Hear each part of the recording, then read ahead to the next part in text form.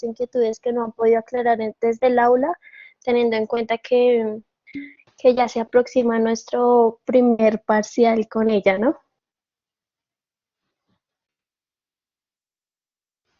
Hola, Bien, en buenas este noches a sentido, todos. Claudia, Aquí estoy para atenta. iniciar, yo quisiera...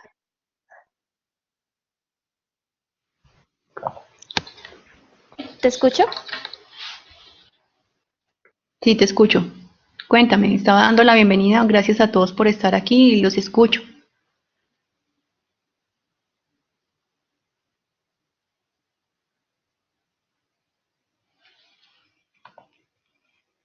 Gracias, Claudia.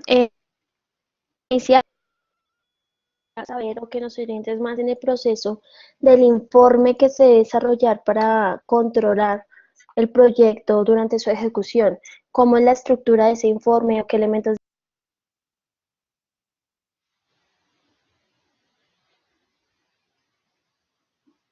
Natalia, te estoy escuchando entrecortada.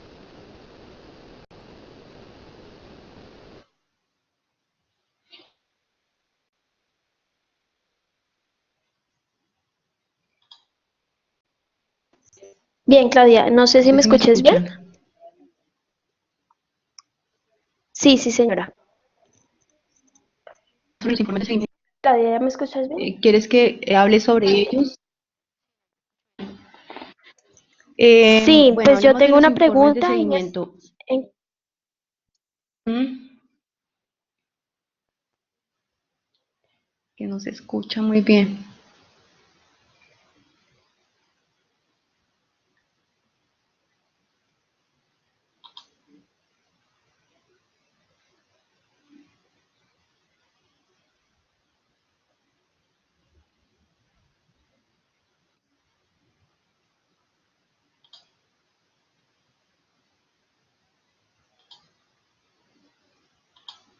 No los escucho.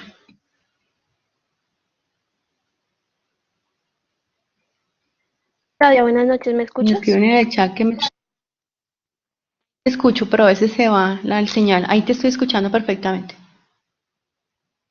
Listo, Claudia. Para dar inicio, quisiera que nos comentaras la estructura del informe que se debe presentar para control y ejecución del proyecto.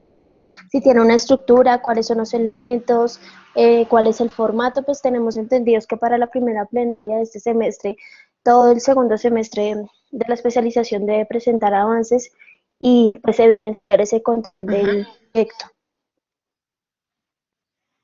¿Puedes recordar cuándo tienen la fecha de sustentación antes de contestarte la pregunta?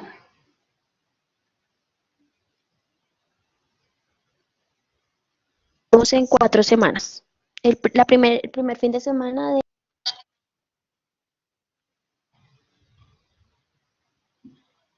¿Primer fin de semana de noviembre o de octubre? De octubre, ok. Bueno, lo pregunto porque igual las clases están diseñadas para que podamos tener un informe de seguimiento de aquí a la fecha. Bueno, en cuanto a la estructura del informe de seguimiento, pues realmente ustedes saben que las buenas prácticas no dan una estructura. Pero básicamente, ¿qué busca un informe de seguimiento? Eso depende, como contesto en las clases. Y depende de qué exactamente. Cuando ustedes hacen en planeación toda la identificación de stakeholder y sus diferentes requisitos, pues en una buena práctica la idea es que uno haga el levantamiento de los requisitos de los entregables del proyecto. Hablamos en términos de alcance, de que el alcance está constituido por el alcance del proyecto y el alcance del producto. Los informes de seguimiento generalmente hacen parte del alcance del proyecto y es parte de lo que se debe definir desde el momento de la planificación, específicamente cuando se hace el levantamiento de requisitos. Y es poder establecer qué información le interesa conocer a los stakeholders acerca del seguimiento de los proyectos. Si hablamos en el ámbito de la universidad, pues lo que busca la universidad es que mostremos el seguimiento de todas las áreas de conocimiento, es decir, a unas fechas de corte determinadas que ustedes pues en su planeación debieron también haber definido, y supongo que definieron, a esas fechas que pueden ser semanales, quincenales, mensuales, ustedes lo debieron haber definido, repito, se debe hacer un corte y mostrar el estado del proyecto a nivel de todas las áreas de conocimiento, Insisto, eso es un requerimiento de la universidad. Si yo ya voy a un proyecto ya con el sponsor y con los interesados, pues digamos que los requisitos de ese informe debieron determinarse desde el momento de la planificación y deberían estar escritos en algún lado. No todos los interesados quieren ver la misma información o verla de la misma manera. Volviendo al ámbito de la universidad y la universidad como un stakeholder, pues se busca que se muestre el seguimiento a las diferentes áreas de conocimiento. Estoy hablando de seguimiento al alcance, seguimiento al tiempo y el costo, seguimiento a los riesgos, a la calidad, a los recursos humanos, a las adquisiciones si lo tienen, a los interesados y en general a todas las áreas de conocimiento. El formato no es muy específico, la universidad no da un formato, la idea es que creemos un formato con nuestro director de proyecto. Mis recomendaciones es que puedan mostrar a nivel de, digamos, del alcance del proyecto cómo están los entregables, cómo van los entregables, qué entregables se han finalizado a la fecha de corte, qué entregables se han adelantado y en qué porcentaje, lo que hemos visto de valor ganado, específicamente qué porcentaje de avance lleva cada uno de los entregables, cuál ha sido el costo real de esos entregables y toda esta información en términos de tiempo y costo, compararlas contra las líneas base. Un poquito más adelante en mi charla de pronto les puedo mostrar algo de lo que han realizado algunos equipos en semestres diferentes para que tengan una guía, pero simplemente es una guía. Generalmente no me gusta mostrarlo porque se alinean siempre a ese formato y no necesariamente tiene que ser así.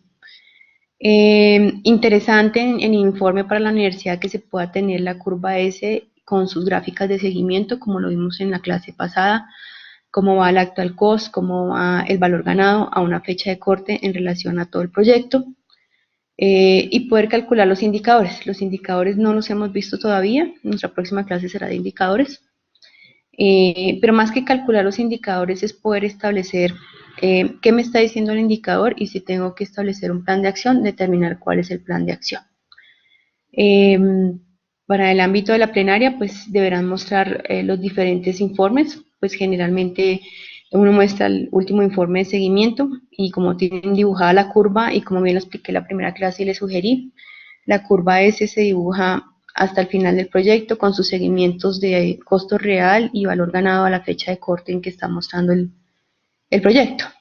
Con la curva 1 podría sustentar, básicamente explicar qué pasó, por qué las desviaciones, qué hicieron, cuáles fueron los impactos de esas desviaciones a las demás áreas de conocimiento. No sé si ahí me están escuchando. Sí, Claudia, y una pregunta adicional en este, ¿tiene que ir el desempeño? ¿Tiene que ir qué? Disculpa. En el informe adicional al control que se ha hecho en cada una de las, el control que se ha hecho dentro del proyecto adicional se le coloca el seguimiento o el control del desempeño del equipo. Claro, hablamos de todas las áreas de conocimiento. Entonces, ese control de desempeño del equipo es lo que tiene que ver con recursos humanos. Lo que pasa es que hay, dependiendo de cómo lo hayan planificado, dependiendo de las actividades que ustedes hayan definido para hacer seguimiento al equipo de trabajo, puede que a esa fecha de corte tengan que presentarlas o no. Me explico. Si en su planeación definieron que para hacer un seguimiento a los recursos del proyecto, del equipo de trabajo, se van a hacer unas evaluaciones de desempeño y estas evaluaciones de desempeño son 2 y se van a realizar en ciertas fechas, pues si al momento del corte no se ha realizado, pues no tendría por qué realizarse porque la planeación dice en qué momento debería realizarse. Si al momento del corte la realizaron, pues sería bueno que mostraran el resultado de esa evaluación de desempeño. Sin embargo, es importante aclarar que la idea es que sea un informe pues un poco ejecutivo. La idea no es llevar nuestras matrices de seguimiento para exponerlas allá, obviamente tenerlas como bajo la manga por si se tiene alguna pregunta por parte de los jurados, pero sí debería ser un informe un poco a más alto nivel, que obviamente para poderlo sacar pues tienen que ir a un nivel detallado. Me explico, si vamos a hacer un informe de seguimiento del costo del proyecto, pues seguramente lo llevaremos a nivel de cuentas de control o paquetes de trabajo, pero no se mostrará el detalle a nivel de actividades porque pues sería mucha información para presentar a un comité, digamos, gerencial como lo es el comité de trabajo de grado. Están preguntando Juan David, si se ha hecho algún control de cambios. Igual, cuando miramos el tema del alcance, pues el alcance generalmente, o más bien, te contesto de la siguiente manera. Si se ha hecho un control de cambios, esto hace parte de la gestión del proyecto. Dependiendo si el control de cambios, qué áreas de conocimiento afectó, pues obviamente se mostrará. Y se supone que si ustedes realizaron el control de cambios en el momento en que debían realizarlo, ustedes ya están haciendo seguimiento y control sobre una nueva línea base. Eso lo pueden explicar. Igual, si han aplicado correctamente ese control de cambios sobre las líneas base, pues la línea base inicial se mantendrá, estoy hablando de la curva S, en tiempo y en costo, y el mismo gráfico mostrará en qué momento hacia adelante, a través de una convención, un color o como lo quieran explicar, en qué momento se hizo el cambio y qué cambió dentro de la curva S. Eso se muestra a través del gráfico de la curva S, si les impactó tiempo y costo. Si les impactó alcance, pues simplemente explicarán que tuvieron un control de cambios, qué les impactó y básicamente eso es como un resumen. Voy a buscar un momento por acá a ver si tenemos algo.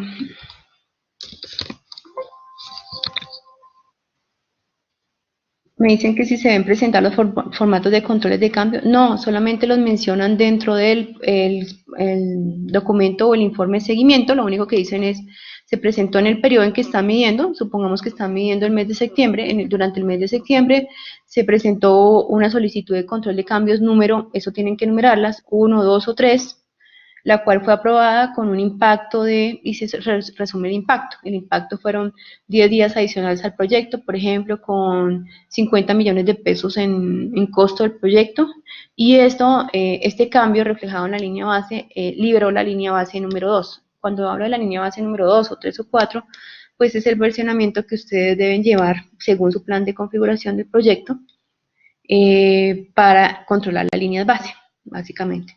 Es solo un resumen. Lo que yo sí considero que deberían tener a la mano es los formatos, etcétera, etcétera, por si se necesita demostrar alguna evidencia. Pero la idea del informe de seguimiento es un informe ejecutivo. Por eso no tienen que llegar al detalle. Sin embargo, pues en las reuniones de seguimiento ejecutivas, cuando le hacen a uno preguntas de fondo, pues tiene que estar preparado para mostrar ese de fondo o ese detalle, pues con sus matrices o sus Exceles o sus documentos físicos que, digamos, valían esa o evidencian ese seguimiento que están haciendo. Si quieren formatos de informes, pues hay un montón. Pueden ir a páginas como, les voy a escribir en el chat, www, de pronto ya la conocen, Dharma Consulting.net,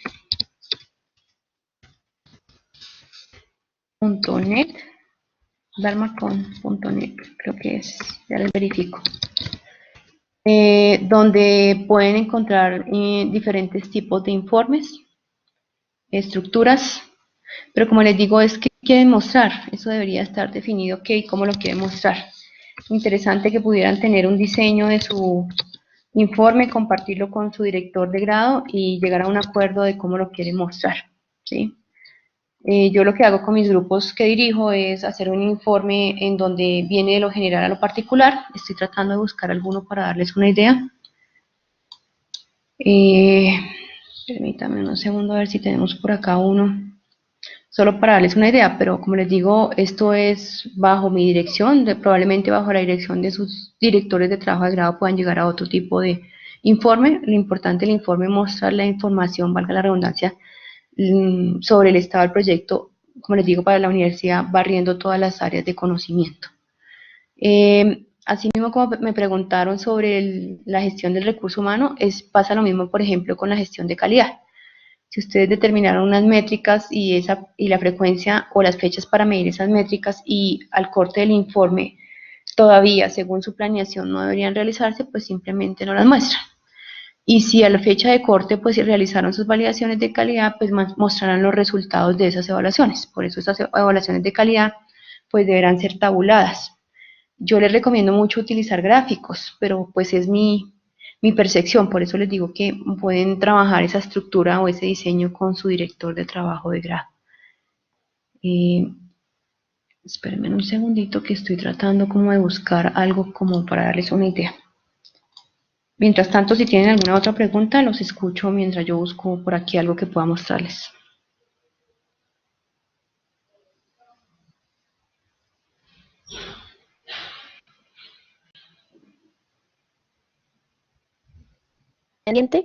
Y quería que me comentaras un poco sobre esos gráficos. O sea, uno puede no necesariamente presentar el informe, sino que uno lo puede representar a través de estadísticas Sí, o niveles de impacto. así es, Natalia. Lo que pueden hacer es utilizar, por ejemplo, asociado con la pregunta que me hacías hace un momento sobre la evaluación de desempeño del equipo de trabajo, pues supongo que eso está tabulado en algún tipo de rangos. Entonces uno podría presentar la evaluación de desempeño en un gráfico de barras, en donde, le doy un ejemplo, aparecen las barras, cada barra es un miembro del equipo de trabajo y la barra me dirá o mostrará la evaluación final que se tuvo en esa evaluación de desempeño por cada uno de los miembros del equipo de trabajo.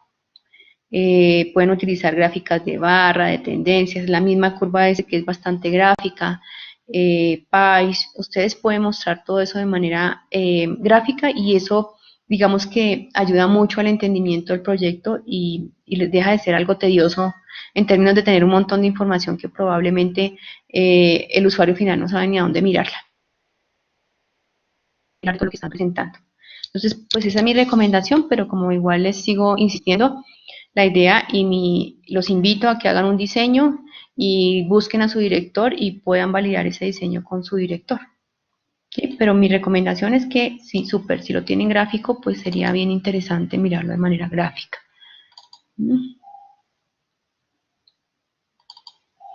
Gracias, Claudia. Eh, Otra pregunta, nos hablabas de la espina de pescado. ¿Eso también se tiene que evidenciar en la plenaria o no es necesario solo? Realmente la espina de pescado, mencionarla, si la utilizaron, sí. De pronto llegar a mostrarla, pues depende del impacto que haya tenido esa tema de calidad, que es cuando se utiliza la espina de pescado, pues podría ser un valor interesante mostrar las herramientas de calidad que ustedes están utilizando. Pero realmente como se trata de un informe gerencial, lo que podría mostrar es el resultado. La espina de pescado lo lleva a la causa raíz. Entonces podrían mostrarla o podrían simplemente hablar de que tomaron la técnica o aplicaron la técnica de espina de pescado para buscar la causa de un problema de calidad que tuvieron durante el proyecto. Si la espina está resumida, pues podrían como un plus simplemente mostrarla. Pero tienen que tener cuidado, es que esto lo tienen que organizar muy bien con el tiempo que tienen para poder hacer su exposición, ¿no? Es básicamente. ¿Sí?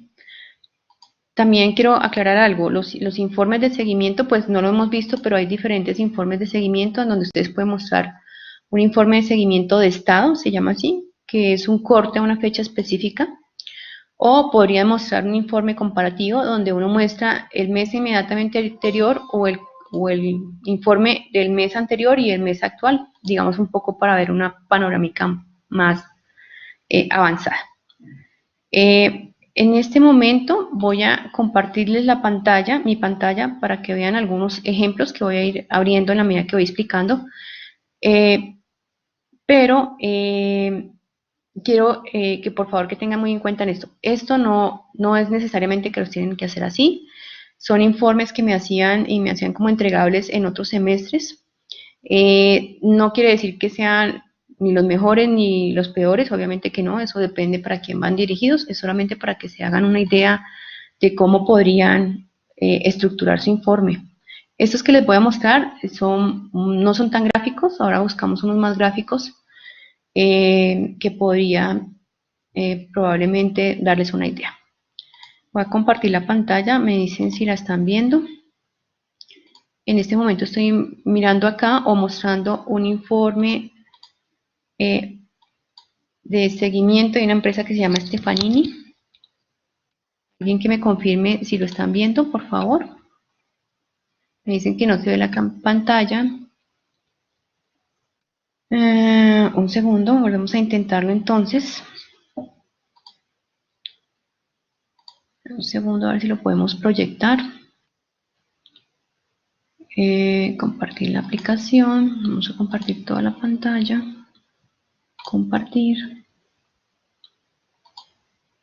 No sé si ahí lo pueden estar viendo. Ahí deben estarlo viendo.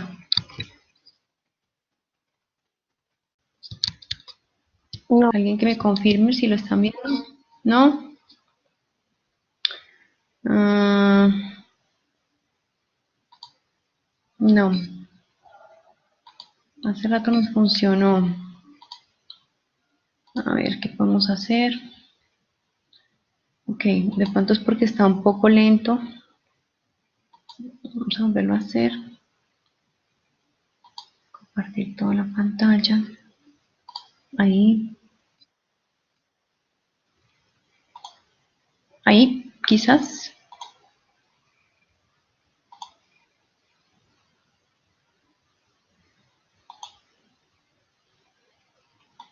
Natalia, ¿lo ves? ¿Ves mi pantalla?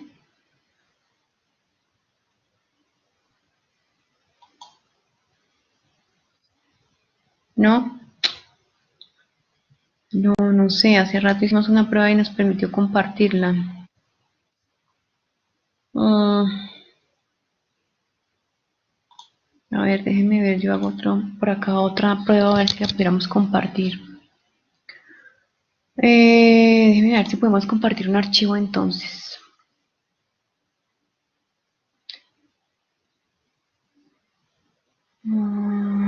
Claudia, ya quité la pantalla. No sé si puedes compartirla nuevamente. Mientras puedes hacerlo una Bueno. pregunta. ¿Ese seguimiento de estado Dime. también es un diseño de informe? ¿El seguimiento de qué? Discúlpame. Seguimiento de estado, ¿no? Ah, sí, lo que pasa es que cuando hablo de estado y comparativo es que el estado muestra el informe a una fecha de corte y el comparativo es un mismo informe pero muestra la fecha anterior y la fecha nueva para mostrar un poco más de información acerca del avance del proyecto. Pero los dos son un informe. Unos dan más información que otras porque el comparativo está mostrando el mes anterior. ¿Ahí lo ven? No creo, porque yo no estoy... ¿Lo están viendo ahí? No, Claudia, no lo vemos. ¿Ese seguimiento o ese tipo de informe se ajusta a la teoría o al...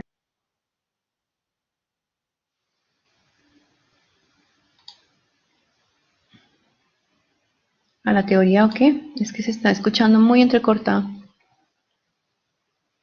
Alguien me escribió por acá que sí se veía.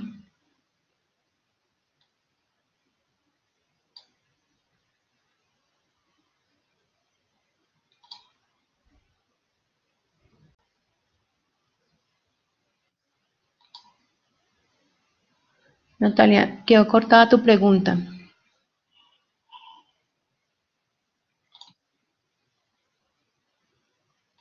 Claudia, ese control o ese informe de seguimiento es proporcional o está direccionado, tiene trazabilidad con la teoría del...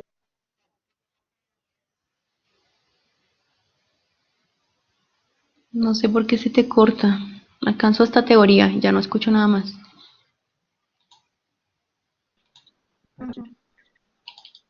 Y ahí va, alcanza, que entrega licencia. Luego, Natalia, te alcancé a escuchar hasta teoría, pero no escuché nada más. en la curva S también es igual. del PMI, ese tipo de informe se ajusta al PMI o el PMI no impone ningún informe. 33, sí, acerca del número. No, no impone ningún formato. Escucho por allá a alguien, no sé quién está hablando que tiene el micrófono abierto. El PMI no impone ningún formato, solo habla de los informes, de los tipos de informes, los que estoy mencionando, informe de estado, informe comparativo, informe de valor ganado, y básicamente los menciona de esa manera. Y lo que dice es que, por ejemplo, el informe de valor ganado muestra, eh, digamos, todas las áreas de las líneas base y relacionadas con la teoría o la técnica de valor ganado que estamos mirando en las clases.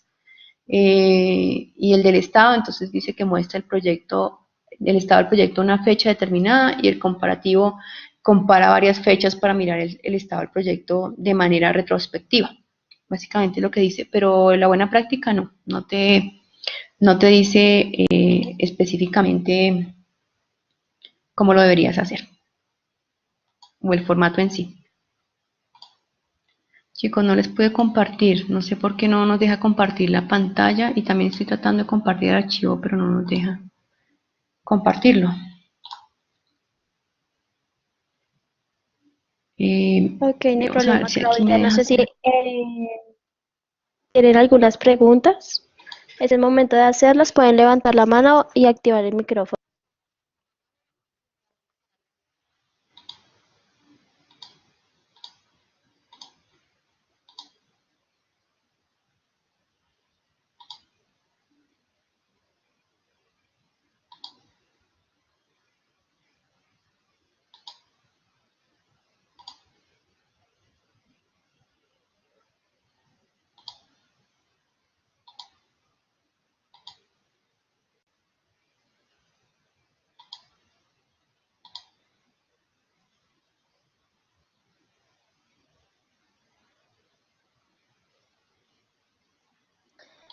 Bueno, mientras participan las personas que están activas, Claudia, necesito que me aclares una cosa, riesgo. No entendí la diferencia de que es un riesgo real y una reserva de costo. Un riesgo residual y una reserva de costo. Ok. El riesgo residual es, tengo que volverme un poquito más atrás para explicar un riesgo residual. Cuando ustedes identifican un riesgo o hacen una identificación de riesgos, que por cierto, y para que lo tengan claro, ustedes hicieron una primera identificación cuando realizaron su planificación y eso está bien. Sin embargo, vamos a ver en seguimiento y control que cada vez que hagan seguimiento a los riesgos, pues también se hacen un análisis de nuevos riesgos, o sea, una nueva identificación. O sea, quiere decir que ustedes van identificando sus riesgos en la medida en que el proyecto va avanzando, porque podrían ser más o menos de los que tengan.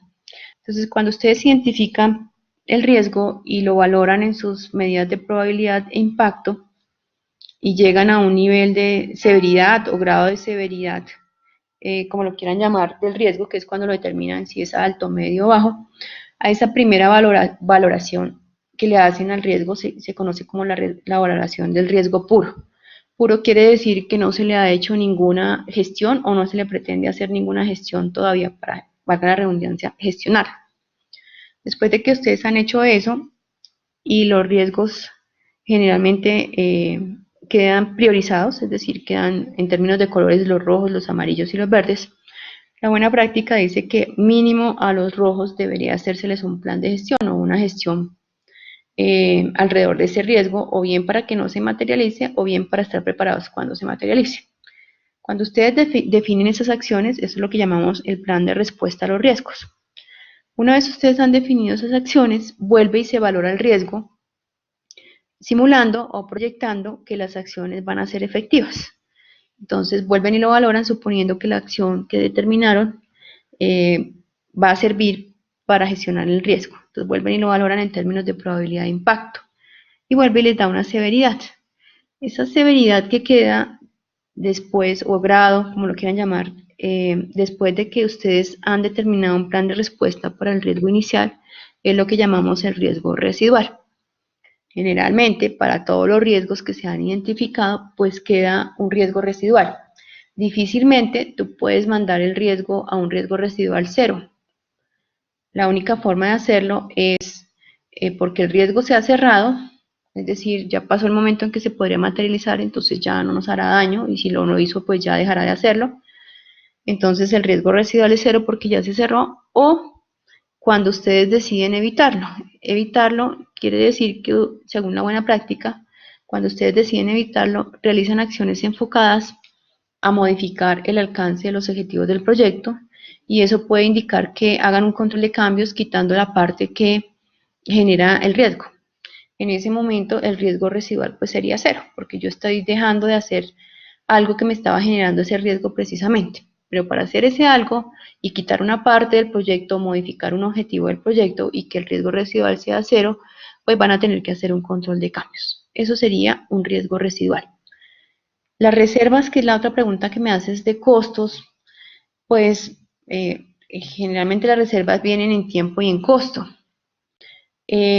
¿Cuál es la idea específica de cuando se hace un análisis de reserva? Pues un análisis de riesgos, es poder determinar esas reservas. Entonces ustedes, como lo vimos de pronto en alguna clase y lo hemos repasado y lo repasaremos en la clase de riesgos, pues tienen dos tipos de reserva, la reserva de gestión y la reserva de contingencia. La reserva de contingencia asociada a los riesgos que han identificado y pues está en términos de costo y de tiempo, y la reserva de gestión o gerencial que también está en términos de tiempo y de costo y que es para los riesgos desconocidos. Y por ser desconocidos estos riesgos, pues la única forma de estimar esas reservas es a través de un porcentaje sobre el costo del proyecto. Pero en general la reserva, como bien lo he explicado, pues se puede dar en términos de tiempo y de costo. Eso sería lo ideal, de dar las dos. Eso es lo que se considera una reserva. Me están preguntando acá que cómo se realiza un árbol de acciones. Luis G., no sé de dónde sacaste el concepto del árbol de acciones. ¿Me estás hablando en qué ámbito? ¿En riesgos, en seguimiento, en temas de calidad, en qué? El árbol de acciones. ¿Será un árbol de decisión? Luis G. Luis, te escucho. Alejandro dice que en riesgos hay una herramienta que se llama pero el árbol de decisiones, más que el árbol de acciones. Un árbol de decisiones es una técnica de análisis cuantitativo para los riesgos, aunque también se puede tomar en un ámbito general para tomar decisiones, por eso se llama el árbol de decisiones. ¿Cómo se realiza? Pues la idea es que puedan tener una necesidad de tomar una decisión. Uno comienza con la decisión y el árbol se va construyendo con las diferentes ramas. Lo que pasa es que cuando uno toma decisiones, pues generalmente está supeditado al tema de riesgos. Cada rama pues representa un camino diferente sobre la decisión y cada rama debería tener una probabilidad de que esa decisión se dé. Por ejemplo, así rápidamente, yo puedo tener una decisión de tener que tomar una decisión de viajar por una aerolínea. Voy a viajar a Cartagena y puedo viajar por una aerolínea barata y una cara. Y quiero tomar una decisión sobre eso. Mi decisión comenzará con por dónde viajo. Y el árbol empezará a abrirse en mi caso, en mi ejemplo, con dos ramas. Una si voy por la aerolínea barata y la otra por si voy por la aerolínea cara. Cada una de ellas debe tener una probabilidad y luego cada una de ellas se sigue abriendo, por eso se llama un árbol de decisiones. Entonces, si me voy por la aerolínea cara, ¿cuáles podrían ser los impactos en términos de tiempo, costo y alcance, llevándolo al contexto del proyecto? Y lo mismo si me voy por la aerolínea barata. Eso me lleva a determinar gráficamente una decisión. ¿Cómo se calcula finalmente la decisión? Por una técnica que se llama valor monetario esperado, que también es una técnica de análisis cuantitativo de riesgos que multiplica las probabilidades por los impactos. Es decir, si yo me voy por la aerolínea cara, y cuál es la probabilidad de que me pueda atrasar mi vuelo y cuál sería el impacto si se atrasa. Todos esos impactos los cuantifico tanto en el ejemplo en la aerolínea cara y en la aerolínea barata para poder determinar cuál es la mejor decisión. Ese ejemplo que les acabo de dar es muy típico y a la larga nos da que, como decimos por ahí, lo barato sale caro y que es mejor irse por la aerolínea cara. Ya que si me voy por la aerolínea barata, pues tengo la probabilidad de llegar atrasado, de no llegar a tiempo, de perder mi reunión o la actividad que vaya a hacer. Eso depende también mucho del objetivo de la decisión que se va a tomar. Eso es un árbol de decisiones, básicamente. También se puede tomar para tomar decisión sobre si quieren hacer un proyecto o no, o cualquier tipo de decisión en general. Se considera un árbol de decisiones porque uno lo va armando con ramas, básicamente, para tomar la decisión.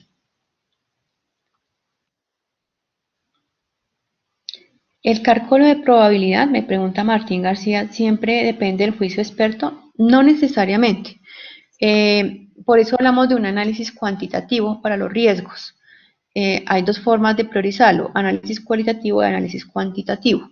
La mayoría de las organizaciones, como no tiene experiencia, se va por el análisis cualitativo. Es decir, decirle a un experto, como bien lo dices, por juicio de expertos, cuál podría ser la probabilidad de que el evento se presentara. Sin embargo, si yo quiero quitarle esa subjetividad que puede presentarse, aun siendo juicio de experto, se entra a un análisis cuantitativo. La característica del análisis cuantitativo es que yo trabajo sobre datos y hechos, en este caso puede ser de proyectos pasados, ¿cierto? Dentro de mi organización o dentro de en la industria donde trabaja mi organización o en el campo donde estoy desarrollando el proyecto. Entonces, si yo trabajo con datos y hechos, pues digamos, la subjetividad bajaría bastante. Lo que pasa es que la mayoría de las organizaciones no hacen análisis de análisis de riesgos cuantitativos porque esto sugiere tener personas con conocimientos de estadística, tener un software, tener los datos históricos y hacer la interpretación de los datos históricos. Y eso no lo hace cualquiera. Pero la respuesta es no siempre depende del juicio de expertos. Se puede hacer un análisis cuantitativo basado en datos.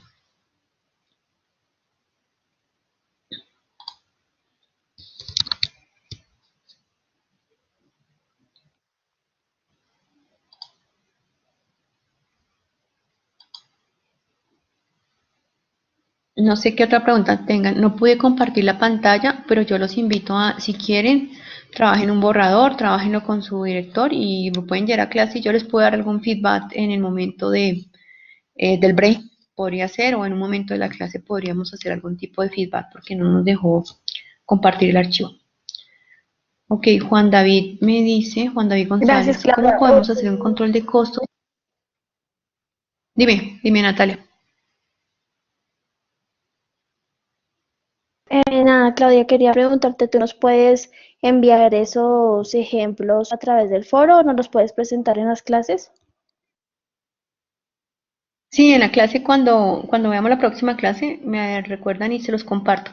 La verdad no quiero compartirlos en el foro porque es por lo siguiente, porque necesitamos que ustedes también sean un poco creativos, entonces si los comparto en el foro probablemente ustedes se alineen con uno y pues hay muchas formas de hacerlo, ¿no? Es mejor que ustedes tengan más bien unos ejemplos y desde esos ejemplos partan para hacer el de ustedes. La próxima clase me acuerdan y con gusto yo les muestro los diferentes ejemplos de los informes de seguimiento que tenemos.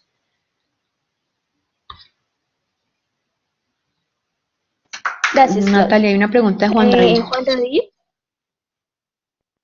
Ujú, Sí, señora. ¿la ves? Ok, Juan la David, voy a leer, Juan ¿vale? David pregunta, ¿cómo podemos hacer un control de costos si nuestro proyecto no tiene una ejecución financiera como, sino que simplemente cuantificamos el tiempo de trabajo que nos costó?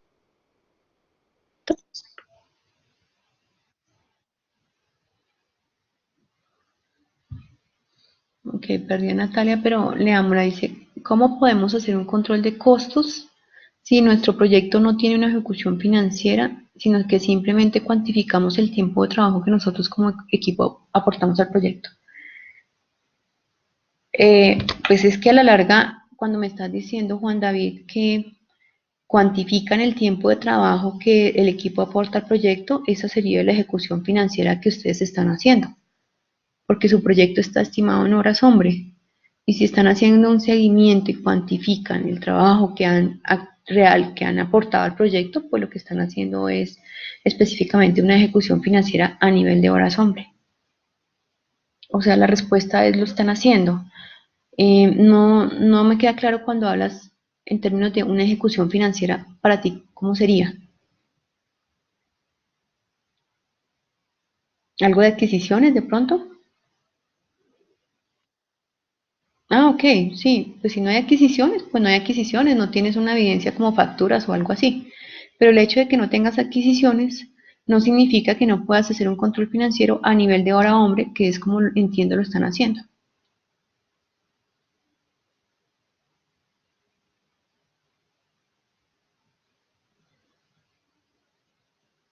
¿Es O sea, clara en la conclusión respuesta? pueden llevar su ejecución en términos de horas hombre, no necesitan tener adquisiciones.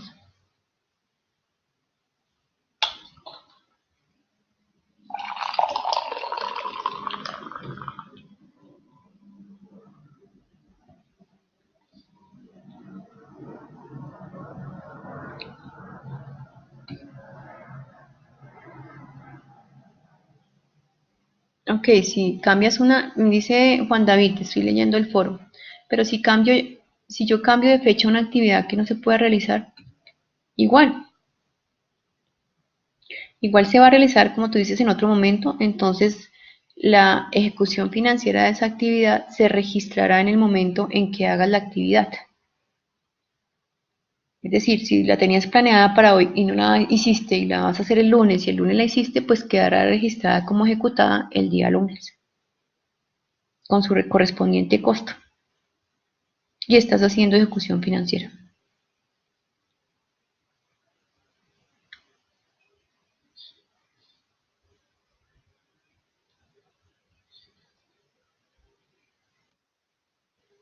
Ok.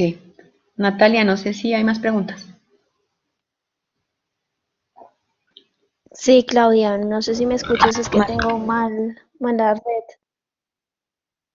Recepción, sí. Sí te escucho. Dime. Gracias, Claudia. Martín García está preguntando si eso pasa sobre la curva S, deberíamos ver una variación. Sí, así es, Martín. Si ustedes tienen una variación como la que está preguntando Juan David, de que una actividad se dejó de hacer y se hizo luego, se verá una variación en la curva. Sin embargo, esto depende en el momento en que hagas el corte. Me explico. En la clase pasada yo les dibujaba la curva S. Entonces uno hacía un corte y yo les mostraba en el ejercicio que hicimos como una línea punteada donde les preguntaba cómo va el proyecto a ese momento. Entonces, si ustedes están haciendo un informe de seguimiento con corte mes a mes, como el ejemplo que hice en la clase, y esa actividad que dejaron de hacer estuvo en ese mes, pero también la hicieron, o sea, se corrió unos días dentro de ese mes, la curva no alcanza a mostrar eso, porque el corte de la curva es a mes. La única forma de que la curva muestre esa variación de que dejaron de hacer hoy la actividad y hicieron el lunes, sería cuando ustedes hacen un seguimiento y muestran ese seguimiento diario. Ahí sí se verían las variaciones. Si yo lo hiciera de mes a mes, significaría entonces que hoy 30 de septiembre, eh, dejé de hacer unas actividades, ¿cierto? Y hoy es mi corte, entonces ahí se reflejaría esa variación, ahí lo podrías ver claramente. Es decir que haz bajo la manga que uno tiene es que ese periodo, lo que pase dentro de ese periodo de corte y se logre solventar sobre ese periodo de corte no se va a ver en la variación de la curva al final en el punto en lo que están midiendo. Pero si pasa esa variación entre corte y corte, sí se verá la desviación en la curva, perdón. Ok, me está preguntando Luis Ariel. Primero que quisiera saber si Martín le quedó clara la explicación. Si quieres, escribe en el foro, por favor. Y voy a adelantarme a la pregunta de Luis Ariel, si Natalia me lo permite, porque creo que Natalia tiene un poco de problemas con no sé, con la recepción. Gracias, Claudia. Sí, Listo, tengo un Luis Ariel. poco de fallas. Se escucha muy lejos y entrecortado. Voy a leer la pregunta de Luis Ariel entonces, Natalia, con tu permiso. Dice, Luis Ariel, en su experiencia, ¿cuáles son los principales errores que se cometen a la hora de controlar un proyecto? Muy improbable pensar en un método o herramienta que ayude en la autogestión del gerente. Bueno, no. Voy a contestar la primera. Digamos que en mi experiencia los principales errores que cometemos a la hora de controlar es que nos desgastamos un tiempo planificando y cuando vamos a hacer seguimiento y control nos olvidamos de todo eso. Eh, no estoy hablando de una planificación ideal porque así como en el proyecto de descenso de taxis que hemos trabajado en algunas clases, nos entregaron un cronograma, nos entregaron una ADT, nos entregaron una tabla de costos y ya con eso tenemos que seguir. Sin embargo, nosotros como gerentes de proyecto deberíamos seguir ejecutando y haciendo seguimiento con esos artefactos que nos entregaron. Lo que yo encuentro en muchas organizaciones es que se hace la planeación y luego no se vuelve a mirar. Entonces, no se hace seguimiento sobre el cronograma de actividades, no se vuelve a mirar la matriz de riesgos. Casi que todo ese trabajo que se hizo en planeación se olvida. Ese es uno de los principales errores. El otro y muy importante error que cometemos es que nos dejamos, digamos, incorporar cosas al proyecto que no fueron pactadas inicialmente, lo que hablábamos en integración. Entonces, ya que estás haciendo eso, ¿por qué no haces esto otro? Por más pequeño que parezca, uno debería hacer el análisis de impacto porque eso podría terminar desbordando el proyecto.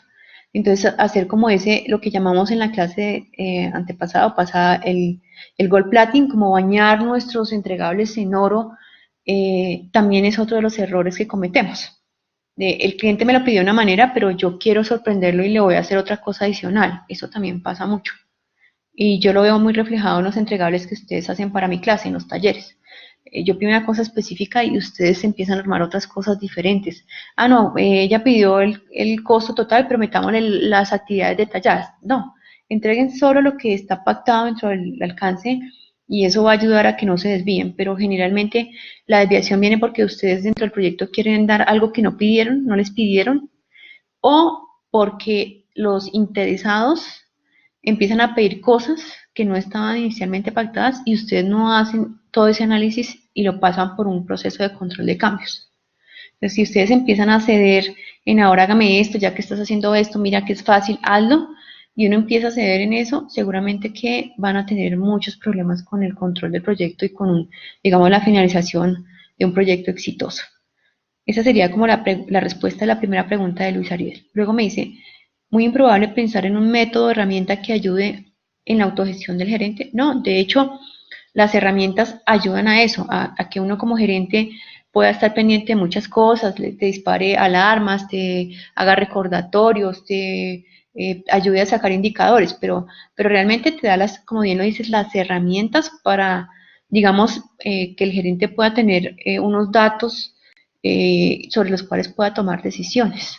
¿Sí? Entonces, tú puedes tener herramientas como los tableros de control. De pronto en la otra clase miramos un poquito eso, que son gráficos que te muestran, eso lo hacen muchas herramientas, incluso hay muchas en el mercado que te van mostrando incluso día a día cómo va el proyecto. Obviamente pues hay que alimentar todas estas herramientas con información y te van generando alertas.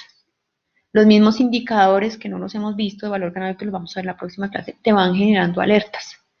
Entonces, eso ayuda un poquito a que de todo lo que tienes que mirar, pues puedas concentrarte. Entonces, sí existen herramientas que te pueden ayudar a esa gestión y que pueden generar esas alertas, pero de todas maneras son una ayuda, no es el 100% de, efectivamente una herramienta no te va a dar digamos, la toma de decisión. Te va a dar datos y va a ser una herramienta para la toma de decisión, pero nada más. Eso sería.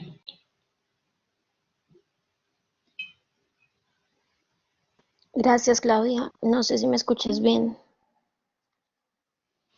Ahí te escucho. Gracias, Claudia. Voy a continuar con con las dos últimas preguntas de Martín. El proyecto si incluimos los seguimientos, ¿cómo deberíamos programarlos o configurarlos para que no formen parte de la...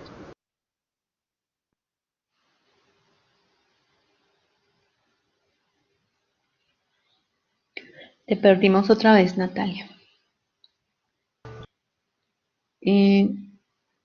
Voy a retomar la lectura de la pregunta de Martín. Martín dice, en el project, si incluimos los seguimientos, ¿cómo deberíamos programarlos o configurarlos para que no formen parte de la AWS? Bueno, voy hasta ahí. Realmente los seguimientos deberían ser parte de la AWS. ¿Sí? Es parte de lo que se hace como seguimiento y control, que a su vez hace parte de la gerencia del proyecto. Entonces, si voy un poquito a la gerencia de proyecto, ustedes tienen un paquete de trabajo, en la mayoría, si no todos, que se llama gerencia de proyecto y que se desglosa en planeación, seguimiento y control y cierre del proyecto. Entonces, en ese caso, tú los estarías incluyendo como actividades en la cuenta de control de seguimiento y control. Eso se hace a través de actividades repetitivas dentro del proyecto o actividades cíclicas. Entonces, a la larga sí los deberías tener ahí. ¿De acuerdo? Lo otro que dices es, ¿lo configuramos como un hito? No, lo configuras como una actividad repetitiva dentro del proyecto, que como su nombre lo indica, tú coordinas. Los seguimientos vamos a tener, por ejemplo, cada semana, entonces planeo una actividad semanal en donde está mi equipo de trabajo, la duración, y básicamente la van desarrollando.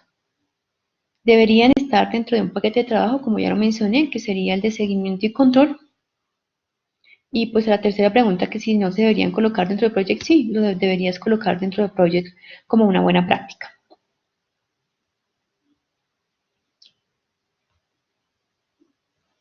Bueno, no sé si quedó claro, Martín. Profe, mientras Martín nos contesta, Juan David tiene una pregunta. Bueno, Dime. dice, ¿quién debe ser el encargado para realizar el seguimiento y control del proyecto? ¿Solo el gerente?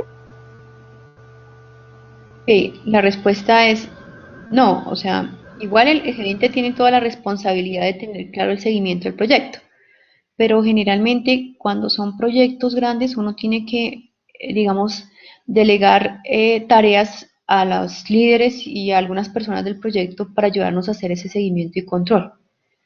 Habremos de un proyecto de un alcance, muchos entregables con muchos stakeholders. Entonces, la sugerencia que yo les puedo dar acá es que las cuentas de primer nivel, las cuentas de control, cada una de ellas debería tener un líder. Ese líder es como el experto en ese desarrollo de esa cuenta de control y es la persona que, digamos, en la cual se apoya el gerente para hacer el seguimiento y control de los paquetes de trabajo sobre esas cuentas de control. Y luego estos líderes son los que se reúnen con el gerente para poder hacer el consolidado del informe y digamos que así de abajo hacia arriba llevar la información. Ahora, si es un proyecto pequeño, pues el gerente del proyecto puede hacer ese seguimiento, digamos, en el proyecto que ustedes están haciendo para la universidad, pues fácilmente lo pueden hacer. Es un proyecto más pequeño, ustedes no tienen tantos interesados, digamos, y tantos equipos de trabajo, entonces el gerente de proyecto bien lo podría hacer. Depende, la respuesta depende es qué tantas personas tienen, pero el responsable sí o sí de toda esa información y quien va a dar la cara de toda esa información, independiente de que sea el que la haya levantado o no, va a ser el gerente de proyecto. Por eso, para poder distribuir esas tareas o esas actividades que ayudan a generar los informes de seguimiento entre el recurso de trabajo o los líderes, pues tienen que ser muy claros, dar la instrucción de, por ejemplo, cómo se genera el valor o el avance, pedir las evidencias de las auditorías de calidad o las inspecciones, pedir las actas de entrega, ese tipo de cosas hay que pedirlas, ¿sí? Como gerentes para no ir a pecar por confiados. Bueno, Diego Escobar tiene una pregunta que dice, en el cronograma de descenso de taxis existe el paquete de trabajo, pero no tienen predecesoras. Sí, me están hablando, supongo que las reuniones de seguimiento. Efectivamente, las reuniones de seguimiento no tienen predecesoras porque por eso ustedes determinan en qué momento se tienen que hacer la reunión de seguimiento cada semana, independiente de que se haya hecho un trabajo o no, porque precisamente es de seguimiento. Sin embargo, yo sí puedo tener reuniones como por ejemplo, que no necesariamente son de seguimiento, pero podrían ser de cierre o algo así, donde a la larga sí estoy haciendo un seguimiento, pero ya estoy haciendo un trabajo implícito de cierre, en donde sí podrían depender de una predecesora. Tengo que terminar un trabajo para hacer el cierre. Pero realmente las reuniones de seguimiento, cuando ustedes hacen la tarea cíclica, él las coloca, quedan solitas, ni siquiera quedan amarradas con nadie. Esto no va a impactar la ruta crítica porque la ruta crítica, digamos, las reuniones generalmente están, digamos, en el tiempo, en la duración del proyecto. Si voy a Project, pues ustedes le dicen insertar una tarea crítica y generalmente les pregunta de qué fecha a qué fecha la quieren insertar. La idea es que ustedes miren en qué momento empieza la ejecución y a partir de la ejecución hagan hasta el cierre el seguimiento. Esto para sus proyectos del trabajo de grado. En un proyecto mucho más real, ustedes deberían hacer seguimiento durante todo el proyecto, incluso durante la planeación, para saber si estamos, digamos, llevando las actividades, incluso la planeación, de la manera como se deben llevar. Pero si tú miras en la mayoría de los proyectos, las actividades de seguimiento no tienen predecesora. Esas reuniones, pues. Bueno, Claro, quedaría con las puntas abiertas, pero no hace parte específica de un camino dentro del diagrama de red y por lo tanto no impactaría la ruta crítica. bueno, creo que con esta última pregunta cerramos la sesión. A todos muchas gracias por participar en el café. En el link que les enviamos una encuesta de satisfacción del mismo para que por favor lo diligencien. Muchas gracias, profesora Páez, por haber asistido y a todos los que participaron, muchas gracias. Gracias, solamente quería darles un aviso y es, ya lo dije en clase, para el examen no se dedíquense a estudiar los análisis de la curva, el ejercicio que hicimos en la clase pasada y sobre los temas que hemos visto en la clase. Recuerden que nada de los indicadores ni nada de eso lo hemos visto, entonces eso no irá para el parcial. Importante, entiendan cómo funciona la curva con los 3 elementos que vimos en la clase pasada. Entiendan y analicen cómo determinar una curva solo con las curvas, si va adelantado, si va atrasado, si va costoso, si vamos ahorrando. Eso practíquenlo muy bien. Y si quieren practicar y no tienen ejercicios, en el foro de valor ganado que está abierto, ahí hay 3 tipos de ejercicios. Cada uno de ellos lo hicimos con un grupo de trabajo, 2A, 2B y 2C, pero pueden entrar libremente y bajar el del 2B, el del 2C o así sucesivamente el del 2A y practicar con ellos. ¿De acuerdo? Si tienen preguntas, pues me pueden escribir en el foro de aquí a la próxima semana, que es cuando tenemos el examen. Muchas gracias y que tengan buena noche. Muchas gracias a todos, feliz noche. Porfa, no olviden diligenciar la encuesta. Gracias.